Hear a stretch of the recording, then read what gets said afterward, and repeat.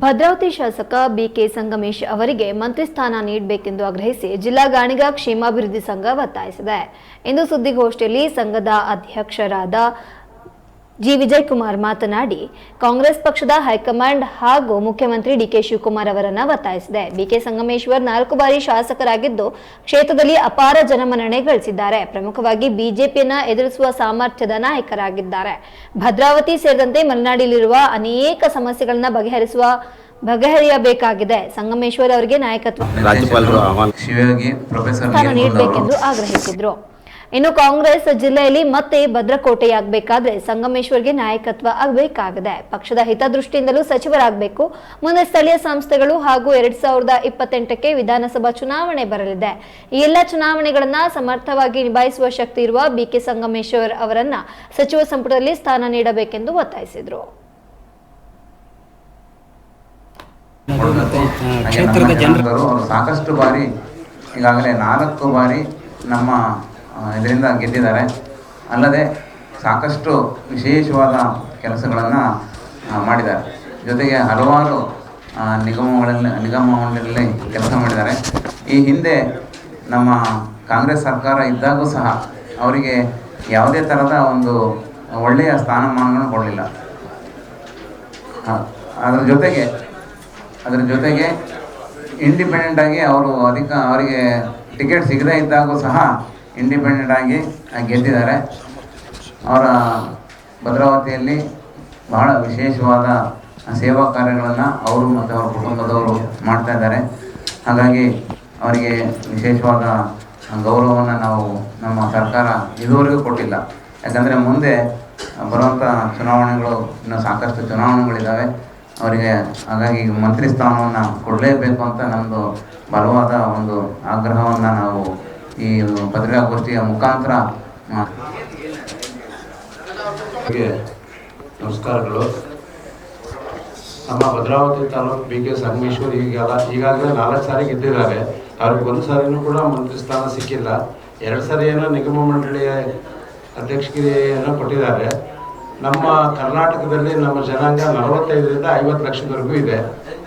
ಹಂಗಾಗಿ ನಮ್ಮ ಸಮಾಜದವರು ಭದ್ರಾವತಿಯಲ್ಲಿ ಇರೋದ್ರಿಂದ ಮೇಲೆ 4 ಬಾರಿ ಗೆದ್ದಿರೋದ್ರಿಂದ ಅವ್ರಿಗೊಂದು ಸಚಿವ ಸ್ಥಾನ ನಮ್ಮ ಮಾನ್ಯ ಮುಖ್ಯಮಂತ್ರಿಗಳಾದ ಡಿ ಕೆ ಶಿವಕುಮಾರ್ ಅವರು ಕೊಡ್ತಾರೆ ಅನ್ನೋ ಭರವಸೆ ಇಟ್ಕೊಂಡಿದ್ದೀವಿ.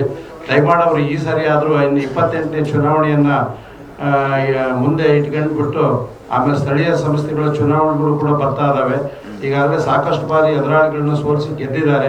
ಮುಂದಿನ ಚುನಾವಣೆಗಳನ್ನು ಗಮನದಲ್ಲಿ ಇಟ್ಕೊಂಡು ಅವ್ರಿಗೊಂದು ಸಚಿವ ಸ್ಥಾನ ಕೊಡೋದು ಒಳ್ಳೆಯದು ಅಂತ ನಮ್ಮ ಸಮಾಜದ ವತಿಯಿಂದ ನಾನು ಕಳಕಳಿಯಿಂದ ಕೇಳ್ಕೊಳ್ತಾ ಇದ್ದೇನೆ ಮಾನ್ಯ ಮುಖ್ಯಮಂತ್ರಿಗಳಿಗೆ. ಶಿವಮೊಗ್ಗದಲ್ಲಿ ಕ್ಷೇಮಾಭಿವೃದ್ಧಿ ಸಂಘದಿಂದ ಭದ್ರಾವತಿ ಸಹ ನಿಂತುಕೊಂಡು ತಮ್ಮ ಶಕ್ತಿ ಸಾಮರ್ಥ್ಯವನ್ನು ತೋರಿಸಿದ್ದಾರೆ. ಪ್ರತಿ ಬಾರಿಯೂ ಅವರಿಗೆ ಈ ರೀತಿಯ ವಂಚನೆ ಆಗ್ತಾ ಇದೆ. ಪ್ರತಿ ಬಾರಿ ಕೊಡ್ತೇವೆ ಅಂತ ಹೇಳ್ತಾ ಇದ್ದಾರೆ. ಕೊನೆಗೆ ಯಾವುದೋ ಬೇಡಾಗಿದ್ದು ಒಂದು ನಿಗಮ ಮಂಡಳಿಯನ್ನು ಅವರಿಗೆ ಕೊಟ್ಟು ಓಲೈಸ್ತಾ ಇದ್ದಾರೆ. ಹಾಗಾಗಿ ನಮ್ಮ ಜನಾಂಗ ಪ್ರತಿ ಎಲೆಕ್ಷನ್ನಲ್ಲೂ ಸಾಕಷ್ಟು ಶಕ್ತಿ ಇದೆ. ಸುಮಾರು ಒಂದು 50,000 ಜನ ನಮ್ಮ ಇದ್ದಾರೆ. ಎಲ್ಲ ಇದರಲ್ಲೂ ಸಹ ನಾವು ಸಪೋರ್ಟ್ ಮಾಡ್ತಿದ್ದೀವಿ. ಈಗಾಗಲೇ ರಾಜ್ಯದಲ್ಲಿ 4 ಜನ ಮಂತ್ರಿಗಳು ಸಹ ನಮ್ಮಲ್ಲಿ ಇದ್ದಾರೆ.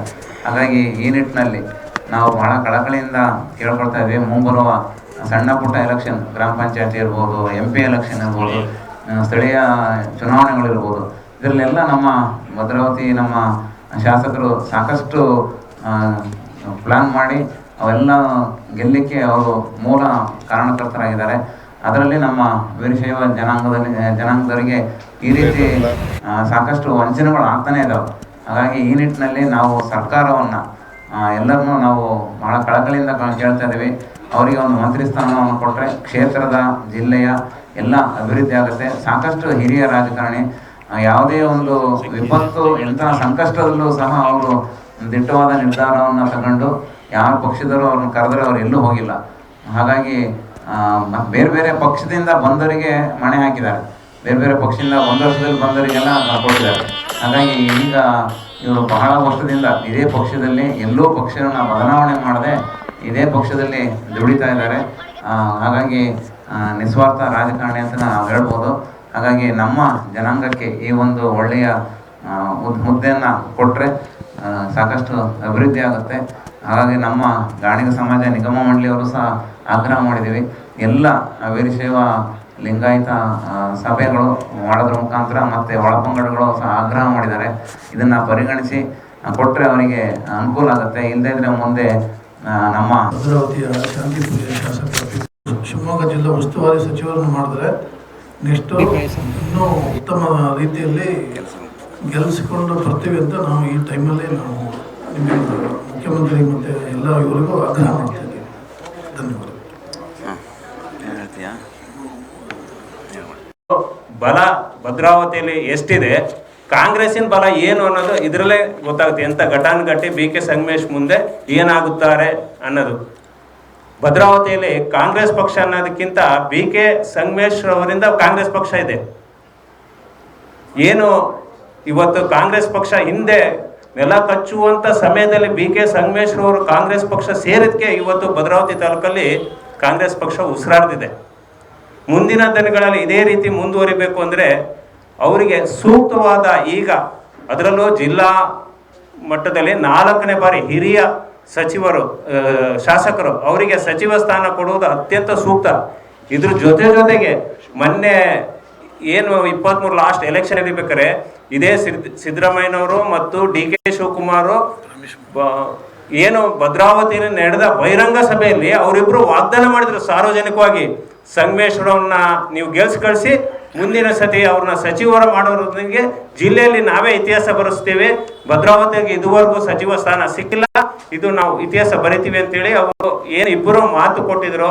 ಆ ಮಾತಿನ ಪ್ರಕಾರ ಅವರಿಬ್ಬರು ಏನು ಮಾತು ಉಳಿಸ್ಕೊಂಡ್ರೆ ಅವ್ರಿಗೂ ಗೌರವ, ಕಾಂಗ್ರೆಸ್ ಪಕ್ಷಕ್ಕೂ ಗೌರವ ಅಂತ ಹೇಳ್ತಾ ಅವ್ರಿಗೆ ಈ ಸತಿ ಸಚಿವ ಸ್ಥಾನ ಕೊಟ್ಟರೆ ಕಾಂಗ್ರೆಸ್ ಪಕ್ಷಕ್ಕೆ ಮುನ್ನಡೆಗೆ ಮುಂದಿನ ದಿನಗಳಲ್ಲಿ ಒಳ್ಳೆ ಗೌರವ ಸಿಗುತ್ತೆ ಅಂತ ಹೇಳಕ್ಕೆ ಬಯಸ್ತೇನೆ.